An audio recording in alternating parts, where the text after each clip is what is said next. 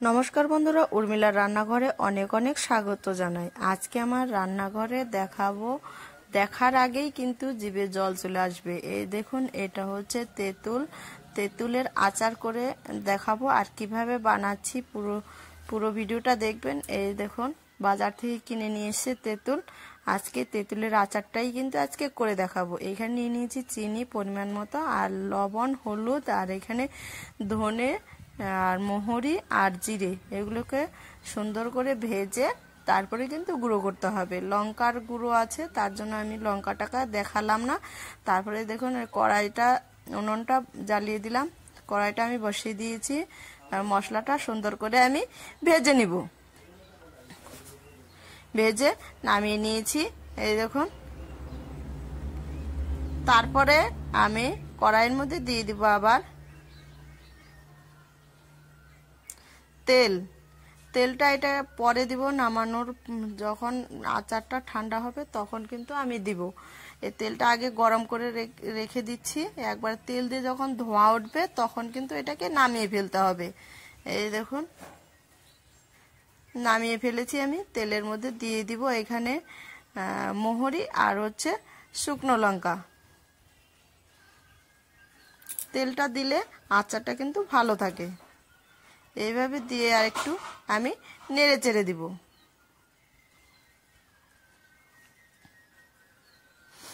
তারপরে দেখুন, এখানে আবার কড়াইটা আমি বসিয়ে দিলাম। বসিয়ে দেওয়ার পর দিয়ে দিব পরিমাণ মতো জল।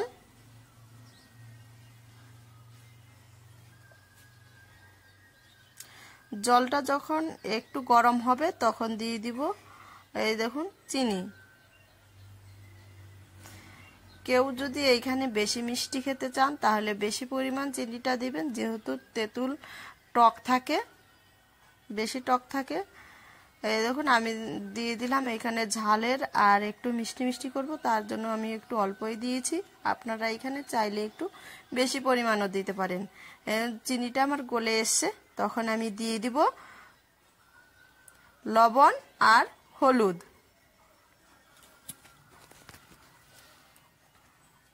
এইভাবে করে নাড়তে থাকবো, না তো হলুদটা আবার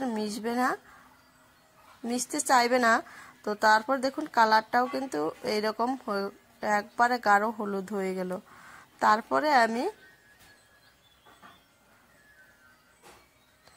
দিয়ে দিব এই যে তেঁতুলগুলো। কি দেখে জিভে জল চলে আসছে তো। এই দেখুন, এটারই আজকে আচার করে দেখাবো। আগেও একটা ভিডিও দেখিয়েছি, আজকে একটু আলাদাভাবে আমি বানিয়ে দেখাবো। এরকম করে কিন্তু আপনারা আচার বাড়িতে করতে পারেন। আমার ভিডিওটাতে যারা নতুন আছেন তারা অবশ্যই সাবস্ক্রাইব করে আমাকে পাশে রাখার সুযোগ করে দেবেন। আর যারা যারা সাবস্ক্রাইব করেছেন তাদেরকে অনেক অনেক কিন্তু ধন্যবাদ। এই দেখুন, ততক্ষণে আমার আচারটা একটু হোক, আমি এই যে ভেজে রাখা মশলাটাকে আমি বেটে নিচ্ছি পাটাতে।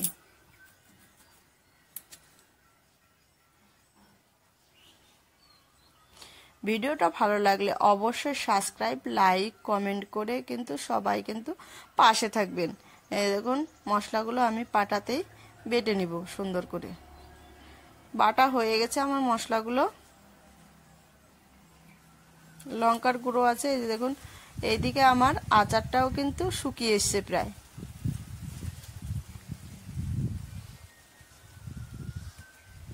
দেখুন কতটা শুকিয়ে এসছে।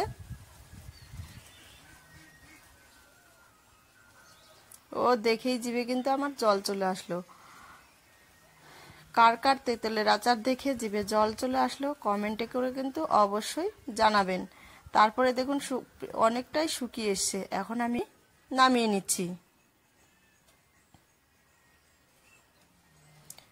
নিচ্ছি থালার মধ্যে। পরে এখন আমি মশলা মিশিয়ে দিব।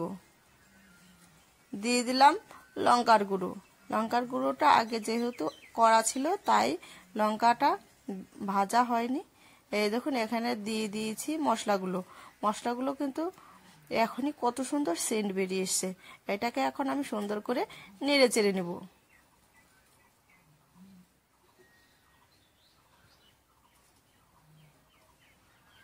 কি তাহলে দেখে জিভে জল আসলো তো? এইরকম তাহলে আপনারাও তেঁতুলের আচার করে বাড়িতে বানিয়ে খেয়ে দেখবেন, অবশ্যই কিন্তু ভালো লাগবে। এই দেখুন, এটা এখন ঠান্ডা করতে দিব। তারপরে ওই যে আগে যে আমি তেলটা গরম করেছি, শুকনো লঙ্কা আর হচ্ছে মোহরি ফোড়ন দিয়েছিলাম, ওটা আমি তেঁতুলের আচারটা একটু ঠান্ডা করতে দিব। 10 থেকে 15 মিনিট পরে আমি এটাকে মিশিয়ে দিব। এই যে দেখুন, 10 থেকে 15 মিনিট পরে আমি এটাকে এখন মিশিয়ে দিব। সুন্দর করে আমি মিশিয়ে নিচ্ছি। আর ভিডিওটা ভালো লাগলে অবশ্যই সাবস্ক্রাইব, লাইক, কমেন্ট করে আপনারা পাশে থাকবেন। এই দেখুন, এইভাবে করে তেলটা মিশিয়ে নিলেই আমার হয়ে গেল তেঁতুলের আচার রেডি। এই দেখুন, সুন্দর করে আমি মিশিয়ে নিচ্ছি, দেখেছেন তো?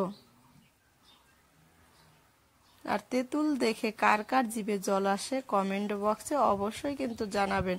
আমি কালকে অন্য ভিডিও নিয়ে আসবো আপনাদের কাছে। আপনারা ভালো থাকবেন, সুস্থ থাকবেন এই কামনাই করি। এই দেখুন, তেঁতুলের আচার হয়ে গেল। আর পুরো ভিডিওটা দেখার জন্য কিন্তু অনেক অনেক ধন্যবাদ। Thank you.